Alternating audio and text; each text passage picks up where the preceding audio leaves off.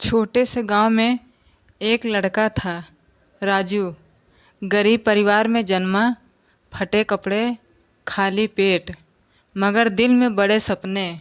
माँ कहती थी, बेटा, भाग्य में जो लिखा है वो होकर रहेगा। राजू ने जवाब दिया, माँ, अगर भाग्य ही सब कुछ होता तो हाथों में लकीरें क्यों बदलती। गांव वाले उसे ताना मारते, अरे ये तो अपने बाप जैसा निकलेगा, गरीब और बेबस।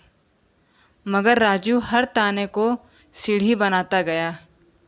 स्कूल से लौटकर खेतों में काम करता, रात को लालटेन की रोशनी में पढ़ता, परीक्षा में टॉप किया। लेकिन कॉलेज की फीस नहीं थी।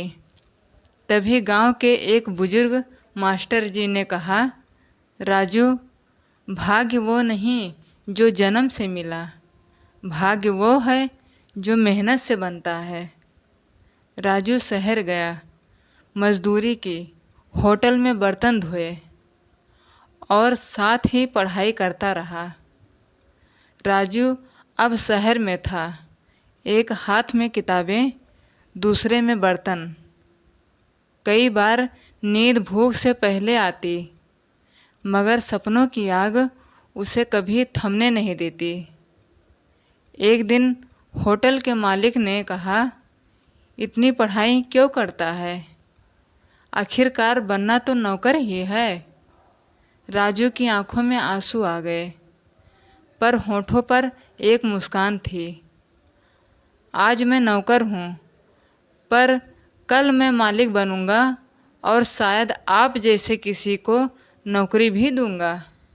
समय बीता, राजू ने स्कॉलरशिप पाई, दिन रात मेहनत कर एक बड़ी यूनिवर्सिटी से इंजीनियरिंग की डिग्री ली। फिर एक मल्टीनेशनल कंपनी में नौकरी मिली।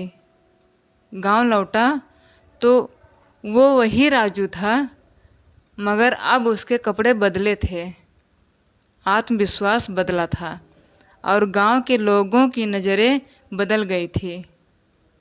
माँ ने पूछा, बेटा, तूने ये सब कैसे किया।